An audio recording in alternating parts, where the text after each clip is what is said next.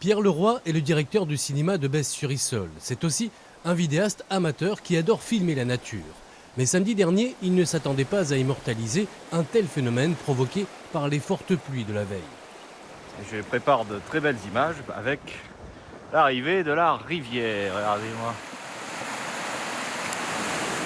Je gare la voiture, je descends dans la rivière, je marche sans savoir ce que je vais trouver. Et c'est là où je découvre finalement cette vague arrivée.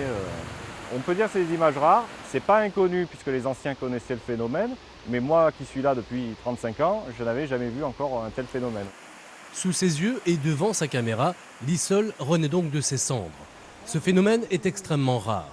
Monique Bouvet est née à Flassan-sur-Issole. Elle fait partie des anciennes du village, à avoir vu à 2 reprises cette vague dont tous les habitants se méfiaient à l'époque. Je me rappelle de ma grand-mère, quand on avait des terres un peu plus haut, elle me disait ne joue pas au milieu de la rivière. Parce qu'elle me dit si tu l'entends pas arriver, l'eau arrive comme un cheval au galop, hein, vous vous faites emporter, emballer. Cette réapparition de la rivière, les agents du syndicat mixte de l'Argence l'ont aussi observé sur leurs appareils. Son débit a même été mesuré sur ce pictogramme.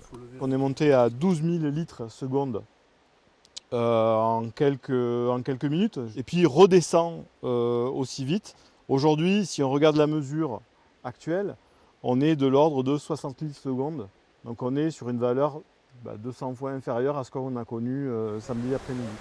En effet, le niveau de la rivière est aujourd'hui descendu et même si ces images font du bien en cette période de sécheresse, les nappes phréatiques, elles, restent toujours aussi faibles.